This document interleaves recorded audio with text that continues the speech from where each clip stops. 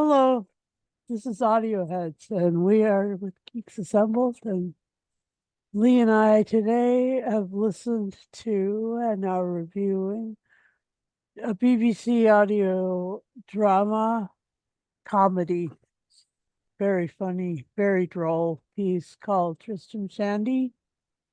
And it's you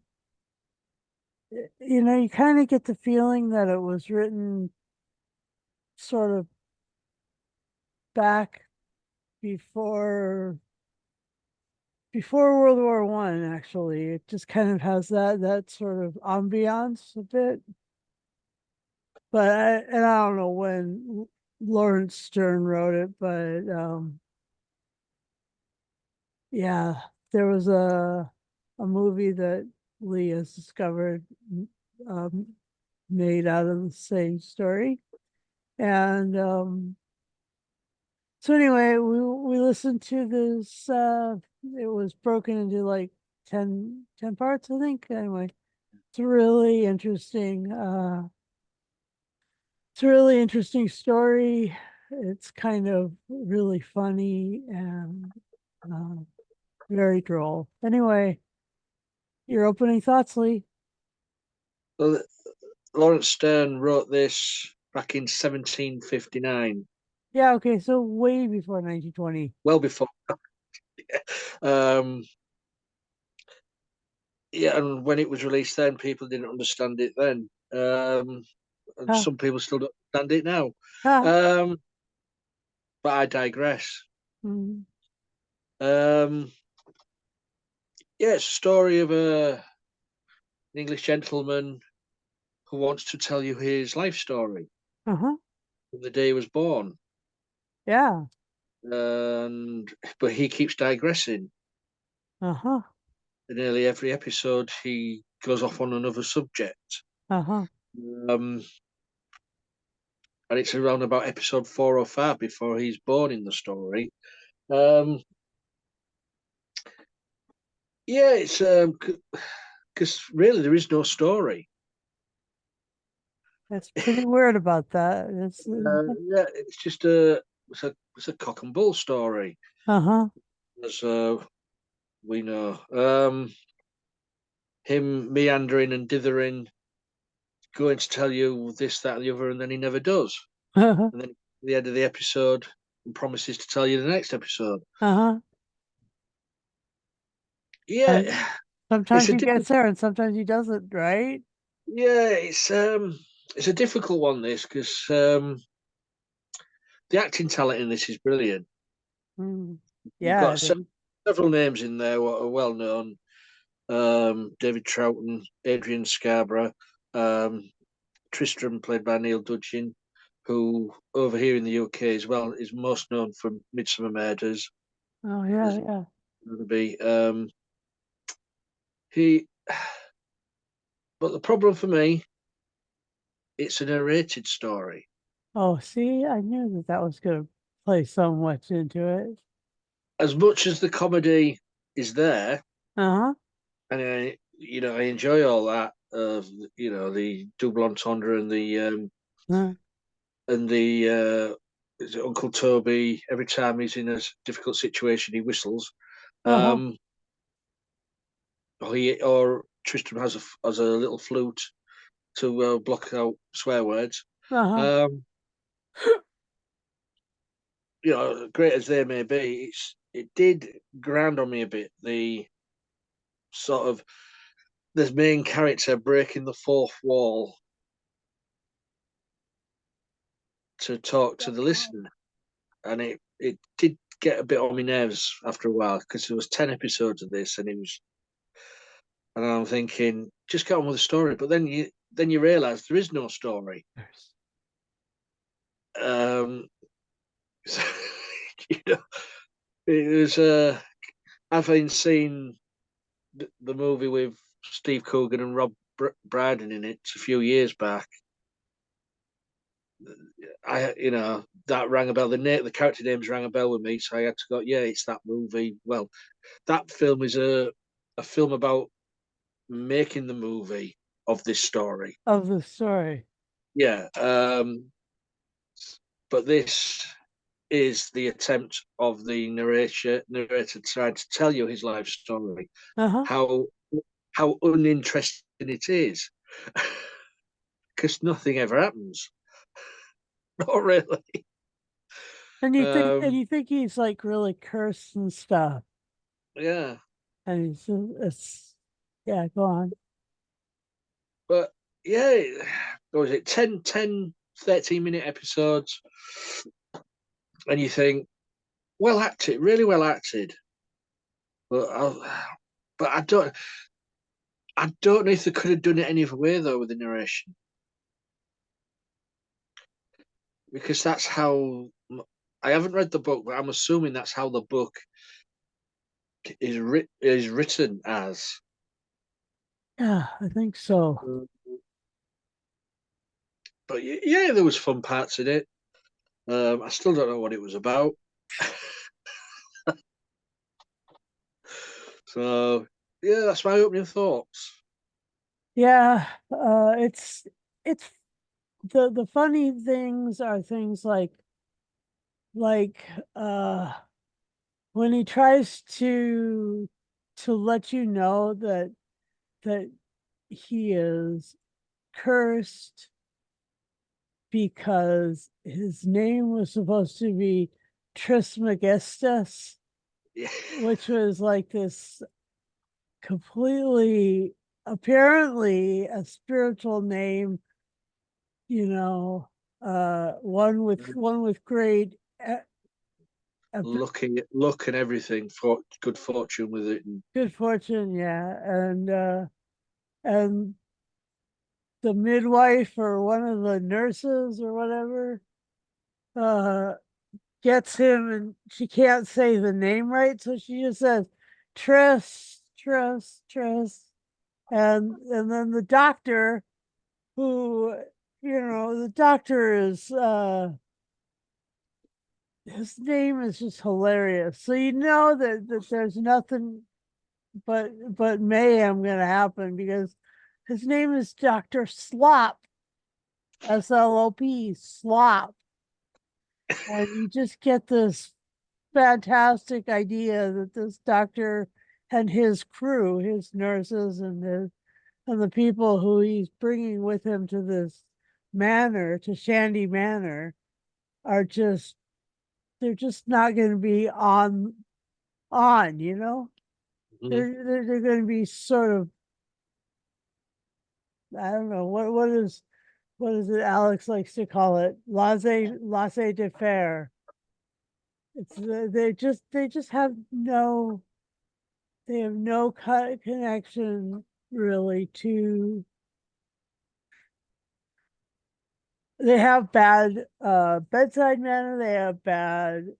Uh, they wander around the manor, uh, talking about this battle that went on, and the doctor is interested in that, Mhm. and then the doctor has to sort of repair the baby's nose with like some whalebone stays from a woman's petticoat and or floof skirt, whatever, bustle, because they crushed his nose in using the. He's got new tools. This doctor has, and mostly just talking about forceps. Hmm. So it's like a forceps uh, uh, assisted delivery.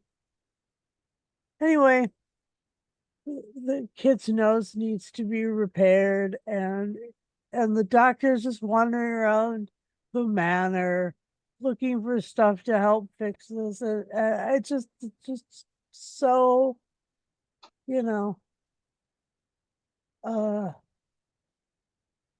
it's like the curse really happened with the the mother and father, actually, because it's their problem. It's their problem that they don't they don't talk through things normally. They just kind of expect things to happen. Anyway, it's like the expectation of the aristocracy is hilarious. And then the fact that it all, it's all like, what you did back in the war. Just that's very funny too. And so back over to you, Lee. Well, you say cursed. Yeah, the doctor crushed the baby's nose on the birth. But later on, when he was about 5, a window shutter closed on his winky Oh, while he was pee out the window, and beyond reasonable repair. yeah. Um, well, you see, the comedy's there. And then the uh Corporal Trim trying to, you know, trying to describe what happened to him and where he was injured. And That, uh that, that was Uncle Toby oh, that's Uncle Toby. Yeah, with okay. with the widow Wadham. With the little water, yes, and I mean that. I mean that is. I mean she she was expecting him to show her where he was wounded. on his body, and Oh, he yeah, wanted that's to why. take Yeah, it that's back why. to the stupid map, the stupid war map, which has been like everybody's whole focus throughout the whole Yeah, she was expecting because she kept looking at his breeches. uh-huh, So you say the comedy's there, uh-huh, but it's I don't know. I keep saying it's a weird one. This yeah. it is. What made you pick this? Oh, because it's so weird. It's just so bizarre. Yeah, I've seen the movie. Yeah, I like own the movie. Yeah, I love it. But I also wanted to hear, like, I when I saw this, I was like, David Troughton, oh my gosh, how fun. And And you said, yeah, I mean, Doctor Slop. I mean, that's the name what would mostly appear in a Carry On movie because precisely we did have a Doctor Prod. true. um, but this was written well before the Carry On movies. I know it did. the It, the fact that it was written like, 200 odd years ago. yeah, my gosh, it's great.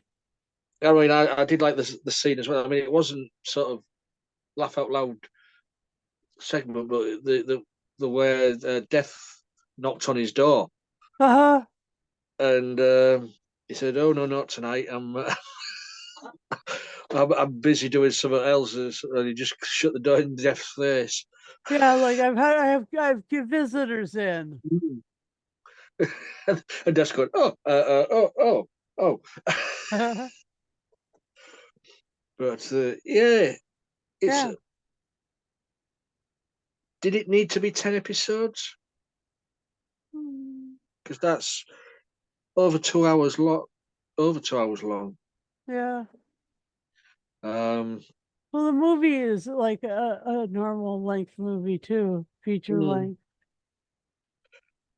but, but as I said, the acting in this is brilliant. I mean, well, no, as you've mentioned, Troutman, you can always recognise his voice. Mhm. Um, and Adrian Scarborough's Uncle Toby's brother sat there with his pipe, whistling when he feels uncomfortable. But Neil Dudgeon does do a good job as Tristram. He even if he does break the fourth wall, All the time.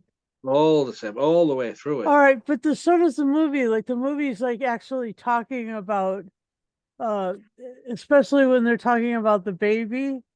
Yeah. Like they have like in the movie that they actually have like a uterus, and they have Steve Coogan naked upside down in the uterus. That's just so funny. I mean, but this one I loved that whole where'd you get injured bit. That was like that I, to me you, was like you, the who's on first.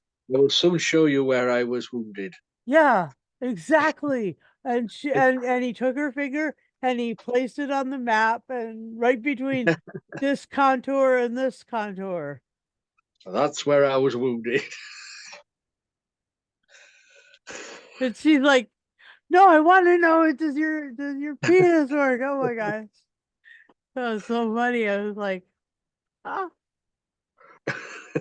She got expectations too high there. so high and so not tuned into and like the other part of this is that the difference between modern and this is like modern is, yeah, let's just talk about that. But this is like, we'll find a way around the uncomfortable bits. That's the English way.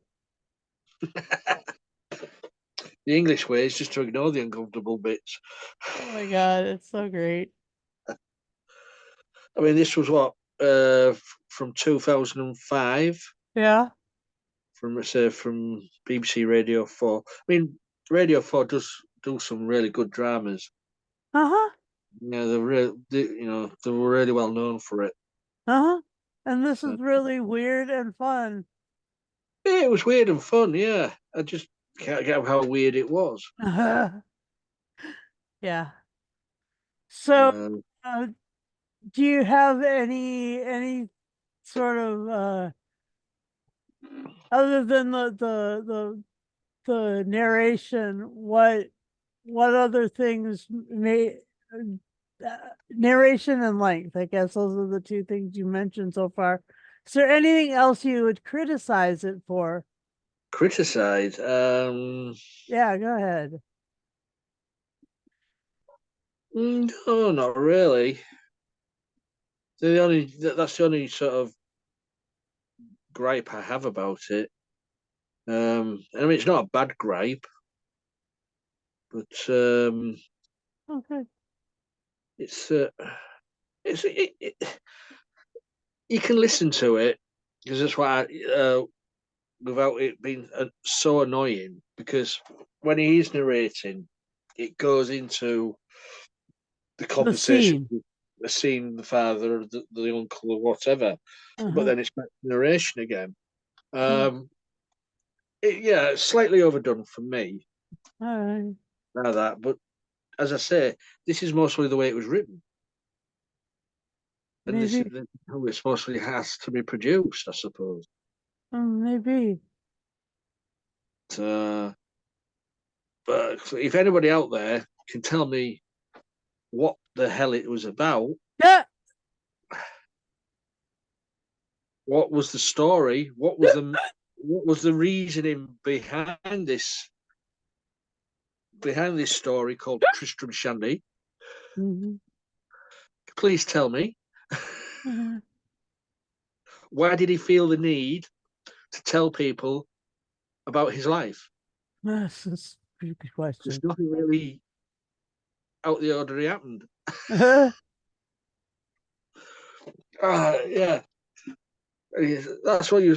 That's what you left at the end of it, thinking, why did he bother? I thought it was a curse. Like that was, I thought that's why I called it cursed. Yeah, Because it was because there were so many things that went just kind of like, aiming for greatness and ending up sideways in the middle. It was so funny. yeah. I enjoyed it though.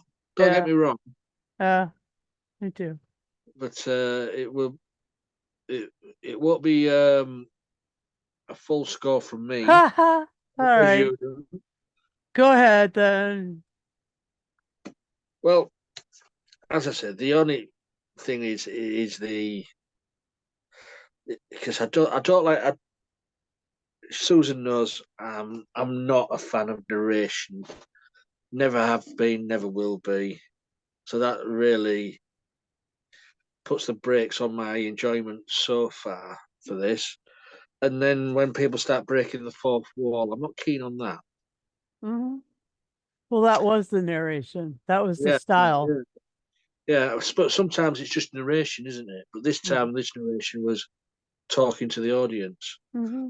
Um, so for me, great actors, great acting.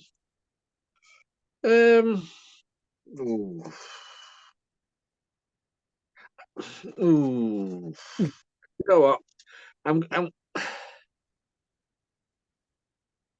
See, I'm digressing again, aren't Ah. I? I'm going to give it 8.5 Hmm. digressions out of 10. So it's not a bad score. It was just those things what irked me all the way through it. Yeah. Over to you, Susan. Yeah. I really I like this. I like this and I like Revenge is Tragedy. There's a lot of like stuff that's Jacobean that's enjoyable to me, or even, Shakespearean that from the 15 till now that is enjoyable. And so yeah, the this is part of this is a slice of life because it's the aristocracy and the way things go down for them. Second thing is that this family, they just couldn't get it right no matter how hard they tried. Nothing kind of went right for them, and I thought that was really funny. And due to the cosmic connections that the family had, and the hilarious, like, you know sexual humor that was going on, throughout it, like, uh first of all, how to conceive a child, uh, all the way from the conception all the way up until birth, and then to, through the birth, and then the, like, the comedy of errors that his birth actually had, like where they were, um like the doctor kind of just wandered off after the birth and was found downstairs. Anyway, the doctor slop, yeah, dad's army, yeah, that was ex- carry on screaming, yeah, carry on. Oh my god. And it's just so fun. And the other thing that I really liked about this is that they had a killer cast. And so for all those reasons, I'm going to give it a 9.5. I'm going to give it 9.5 forceps up the wazoo, up the up the vagina, Oh. helping with the birth out of 10. Yeah, I think that that's where I'm going to put it. And I think that it's just I think it's really, really corny and hilarious. And I give it to you guys out there as a gift, because it's crazy. It's it's really, I think it would be tough to film, tough to create, tough to script. It's just such a weird story. Mhm. So a couple of people tried and I liked both attempts. So anyway, Era's, yeah, good job, Graham White and Mary Pete, for your adaptation and direction. And again. Yeah, I love me some Rob Brydon and Steve Coogan. We've been watching a lot of those comedians in cars getting coffee, and the discussion is always like, oh, the trip is always better. The trip, like the Italian trip or whatever, the trip to Italy, trip to Spain. Those two are hilarious. It's great to find a duo though. Comedy duos are great fun. And I know that a lot of the greats were this comedy duo, and this is it. So for all that, please, like this video or thumbs up, thumbs down. We really just want you to interact with it so that we can, be noticed in the algorithm, and subscribe to our channel, hit the bell notification.